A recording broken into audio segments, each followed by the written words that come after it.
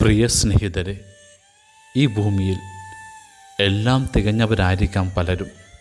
നല്ല വീട്, സുന്ദരിയായ പങ്കാളി, അനുസരണയുള്ള മക്കൾ, സ്നേഹമുള്ള ചങ്ങാതിമാർ, വിശ്വസ്തരായ സേവകർ, ആഗ്രഹിച്ച ജോലി, സമ്പൽ സമൃദ്ധി, ഒടുവിൽ ആശിച്ച സുഖമരണവുമായിരിക്കാം.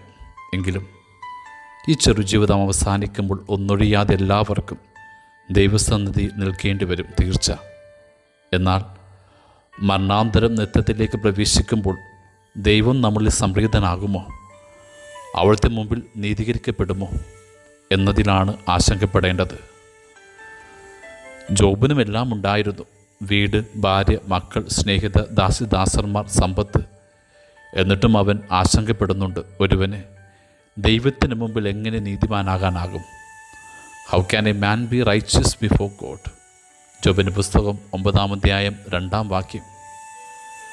ദൈവസന്നിധിയിൽ നീതീകരിക്കപ്പെടുവാൻ 2 സാധ്യതകളാണുള്ളത്. ആദ്യത്തേത്, നാം ചെയ്യുന്ന സൽപ്രവൃത്തികളിൽ അഭിരമിക്കാം. You can trust in your merits. അല്ലെങ്കിൽ ദൈവത്തിൻ്റെ അനന്തകരുണയെ ആശ്രയിക്കാം. You can trust in God's mercy. അതെ, സ്വർഗത്തിലേക്കുള്ള പ്രവേശനം സാധ്യമാക്കുന്ന 2 വാതായനങ്ങൾ. അവ മെറിറ്റ്സ്, പിന്നെ ഗോഡ്സ് മേഴ്സി. ലൂക്കായുടെ സുവിശേഷം 18-ാം അധ്യായത്തിൽ ദേവാലയത്തിൽ പ്രാർത്ഥിക്കുവാൻ വരുന്ന 2 പേരുടെ കഥയുണ്ട്. സമൂഹത്തിലെ ഏറ്റവും ആദരവും അംഗീകാരവുമുള്ള ഫരിസേയനും എല്ലാവരാലും അവഗണിക്കപ്പെട്ടവനും നിന്ദിക്കപ്പെട്ടവനുമായ ചുങ്കക്കാരനും. ആദ്യത്തെയാൾ അഹന്തയുടെ നിറവിൽ സ്വന്തം സൽപ്രവൃത്തികൾ അഭിരമിച്ച് പ്രാർത്ഥിച്ചു. He trusted in his merits. രണ്ടാമൻ കുറ്റബോധത്താൽ നേറി ദൈവത്തിൻ്റെ കരുണയെ ആശ്രയിച്ച് പ്രാർത്ഥിച്ചു. He trusted in God's Mercy.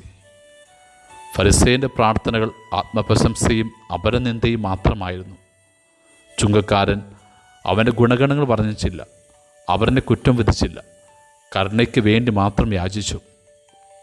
ഒരാൾ അഹങ്കാരത്താൽ വീർപ്പുമുട്ടി, അവരൻ കുറ്റബോധത്താൽ നേറി. ഒരാൾ സ്വന്തം നേട്ടങ്ങളിൽ ആഹ്ലാദിച്ചു, മറ്റൊരാൾ തൻ്റെ പരാജയങ്ങളിൽ വിഷാദിച്ചു. ഒരാൾ കഴിവുകൾ വീമ്പിളക്കി, മറ്റൊരാൾ കുറവുകൾ വിഷമിച്ചു. ഒടുവിൽ ഫരിസേയൻ്റെ പ്രാർത്ഥനയല്ല, ചുങ്കക്കാരൻ്റെ പ്രാർത്ഥനയാണ് ദൈവം പ്രസാദിച്ചത്.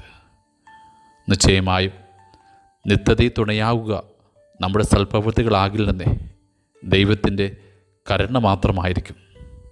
ആകയാൽ trust in God's mercy, not in your merits.